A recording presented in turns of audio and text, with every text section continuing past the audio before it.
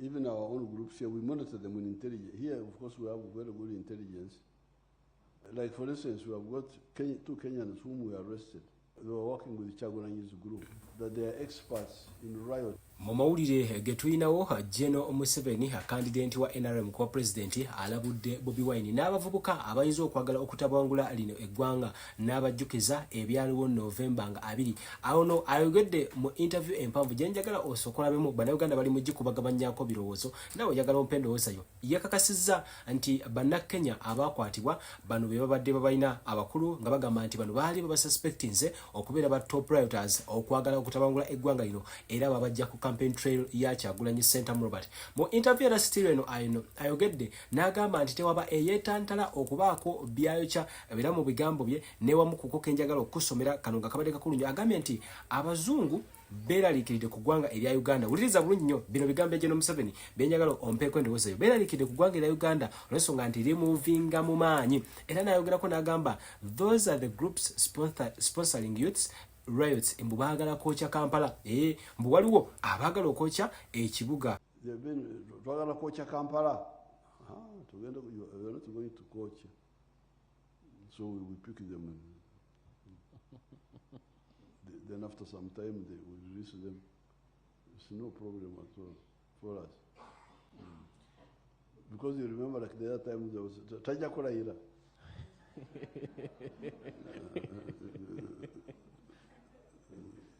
Yes. But I must warn the ones who are misusing these children. Yes. Because sometimes the children, like when they have, you shouldn't ban anything. If you are angry, you can demonstrate, you can stand on the Wine hamwano kudde nkusaba ulize bulungi nnyo video mpanvu. Bwe agamba nti mweno video Mu7 ya confirminze nti Bob Onjage ne Nicholas Oyo be baali babawamba mu bigambo Bobi Wine byatadde ku mukutu gwa X. Agamba nti babadde babatadde mu detention okuva nnaku 39 mu bukyamu era nga agamba nti bino Mu7 bya claiminga bijjeewo ebigambo byonna nti babadde si babalina. Era bano bannakenya batuseeri jukira bagambye nti baatulugunyizibwa era mbu baakubwa akago era n'omu yagambye nti amaze ennaku 14 nga asiiba busibi olw'ensonga nti badde tebamanyi kye bagenda kubanga bazzaako. Kati agamba nti if you committed an offense, why were you not produced before court and formally charged? Incidentally, these brothers confirmed that they were being detained with so many Ugandans and people from other countries. Bigambo bwebweni nga ayanukula interview ene ya Mu7 sabodde moja bamukatini kati waliwe waddaku wakulu Kampala. Mu7 takomi awo nayongerako kano kenjagala okusembeyo nkuwe ebigambo bye. Agamba nti twetaaga okubeera nga tubeera steady era nawoninga yenna alina endowooza eyagala okutabangula. Era nayongerako n'agamba nti Bobi Wine oyo imbu atera okukozesa kali akagambo sookolabemu njagala ozeko empendowooza yo. Okusookera ddala tulina omuntu omu mu opposition gwe tukkiriziganya naye. Ffenna almost 80% abali mu opposition tulina ekintu kye tukkiriza nti omuntu asinga amaanyi mu opposition leero bamuyita Kyagulanyi. Emabegaawo nabagambako nti oba omwagala oba tumwagala oba oweebuza weebulankanya oba okola ki, tewaliwo muntu asinga Robert Kyagulanyi Ssentamu maanyi mu opposition. Ekyo njagala tukimanye era tukikkiriziganyeko. Mujja kulaba ebitundu nga Nakasongola bironda bw'olaba results za elections osanga nga biraga nti no bironda 100% NRM. Naye omuntu alonda 100% NRM kijja kitya nti mukulu Kyagulanyi ate bw'agenda Nakasongola atajjuza ne wajjulira ddala bajja kugamba bazze kulaba muyimbi. Nedda bazze kuwuliriza nsonga kubanga zezo ensonga ezibaluma. Ensonga eziruma bannayuganda si nnyingi nnyo. Ekibbattaka, ebbula ly'emirimu mu bavubuka, ebbula lya ssente ezitwala abaana mu masomero ate nga ne standards z'amasomero ziri wansi, abaana ne bamala okusoma ate ne batafuna mirimu, obumenyi bw'amateeka oli n'akutwala ku poliisi n'omutwala ku poliisi era n'avaayo nga wakamala okwawukana naye n'avaayo, okubba ssente, ensonga zo human rights, okuba nti n'abantu tebalina ddembe lyabwe kulaba kwegamba ensonga ezo eziruma eggwanga zensonga mukulu Kyagulanyi zayogerako zensonga ezisomboola abantu bonna okujja okumulaba n'okulaba engeri gye tuyinza okulaba nti no tuzikola ki tuzimalawo. Zino ensonga teziruma wa NRM, teziruma wa DP, teziruma wa NUP, teziruma wa FDC yekka, wa PPP, wa Peasant Party obaani ziweboka beziruma. Era y'ensonga lwaki nze nkimanyi nti akalulu ka mukulu Kyagulanyi si kalulu k'aba NUP bokka. Ba NUP just subset bantu batono nnyo kwaba abamulonda. Abantu bakkiririza mu nsonga ze y'ensonga waliwo amulonda olw'eddiini ye, waliwo amulonda lwakuba ava wano mu Buganda, waliwo amulonda lwakuba yawasa mukyala Munyankole, waliwo amulonda ensonga ezirondesa mukulu Kyagulanyi oba ezirondesa munnabyabufuzi yenna nnyingi nnyo. N'olw'ensonga eyo Deputy President wa Buganda Muwanga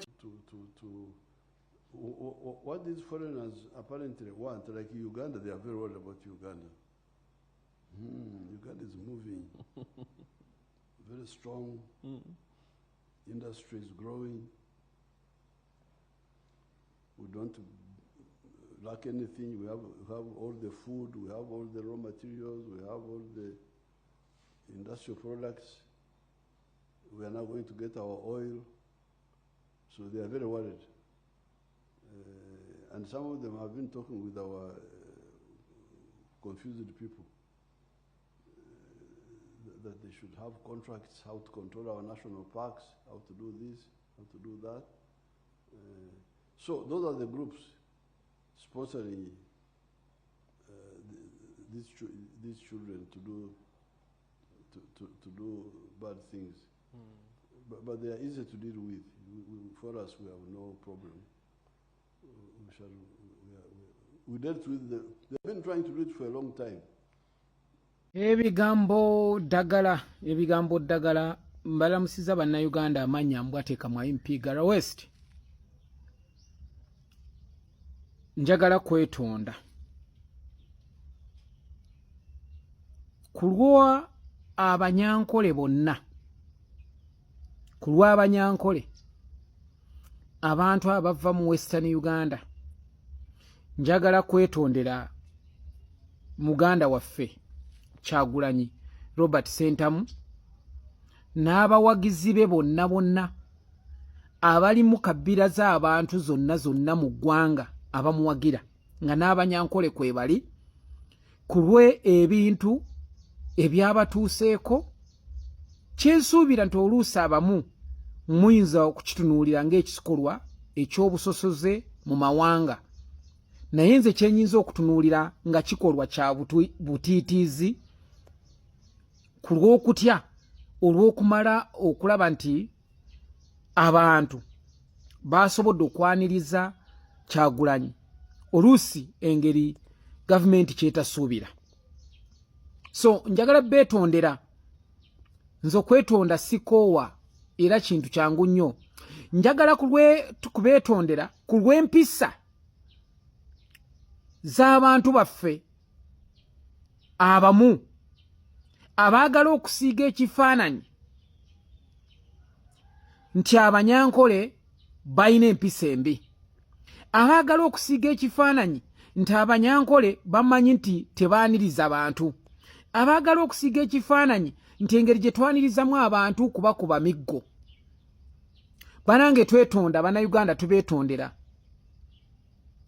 Nga mu mawanga amalala bwe muli abantu abaasiiwuuka empisa, naye waffe tulina abantu abaasiiwuukira ddala empisa, abeeyita nti bantu b'amaanyi nnyo, ab'olubatu abegezaako okwonoona erinnya lyaffe. Ndowooza Kyagulanyi waalabye abawagizi nga obayina obuwagizi obuyina. Kati ekyo kikulaga nti bye waalabye ebitatambudde bulungi, ezo zempulunguse ezitasobola kubula mu bulo zibeeramu. Bannayuganda, especially mmwe abantu abali mu buyinza, mututaddeko erinnya ebbi ffe abanyankole.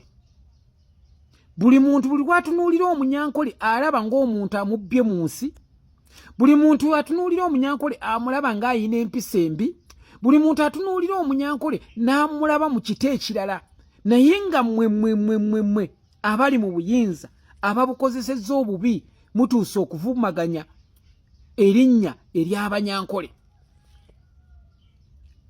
Mukulu Kyagulanyi ne ttiimu yo n'abantu bonna mwenna mutusonyiwe. Waliwo abaffe nga nze Kyagulanyi ne bwe mba sikiriziganya naawe siyinza kukola ebikolwa ebiswaza. Era okumanya nti abantu baffe abategeka ebintu bino babitegeka n'ekigendererwa ekirala, n'alabye abantu ababadde bakutte emiggo ekiruwuula nga bonna obatunuulira bayala bazibu. Abantu be bakedde ndowooza ne bagulira walagi ne babawa 10,000 naye omuntu ayina bye yeekoledde yasigadde ali mu nteeza alunda n'abalala. N'agezezzaako okwetegereza ndabemu omuntu ali awo ng'ategeerekeka. Amazima ga Katonda mu ggulu saamulabye.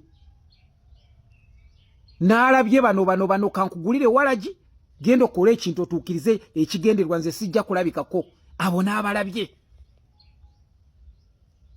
President Mu7 tuswala eddembe lye waleeta ngambe nti Obote n'abalala baakukuba emiggo bwali weesimbyewo kye kyakutwala mu nsiko ddala. Akalulu mutegeka kaaki? Vaayo tukyuse constitution tugambe nti president ojja tukala kataatu kulirire kaliba paka bw'oligenda oluusi gavumenti endala ejje. Naye tetuteekawo okulonda abamu ne tubagalirayo nga ffe ne bagenda, ne tuteekawo okulonda abamu ne tutandika obbakuba emiggo nga ddembe lyabwe nga bali mu mateeka tebali kye basobozezza. N'atunuulidde ne ngenda ne mpulira chairperson LC5 oba ow'ekiruwuula.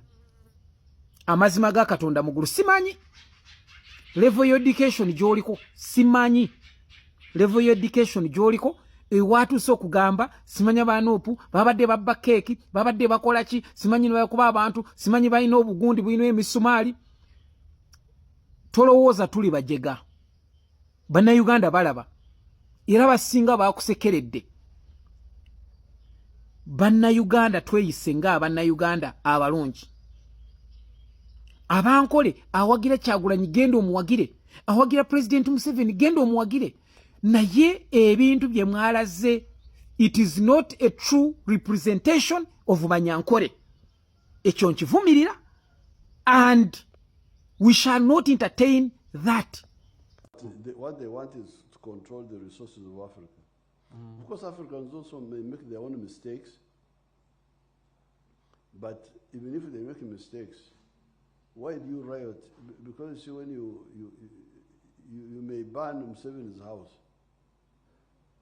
thinking that this is Mu7's house. That Mu7's house is not Mu7's house. Mu7 is just there as an agent, but it is our house. All of us. Any house in Uganda is ours. Oh, yes. Why? Because the cement that built it paid tax. Oh, yes. And the tax which the cement paid, the mitayimbwa, whatever the house is using, most of the time has got some tax on it. And that tax is the one which can give free education to our children. Oh, yes. So I think Todwong has a problem. He has not educated our people clearly to know that private property actually is our property. If you see somebody with a huge hotel, me, I also have shares there. So, not legal, not in the documents, but the cement which built that house, the electricity, he paid tax. Yeah. Paid tax on it. If he had built the house in India, where would we have gotten the tax from? Anybody who does anything here is actually doing it for us, directly or indirectly. So I think this is the weakness of Todwong. He has not sensitized us about what patriotism means.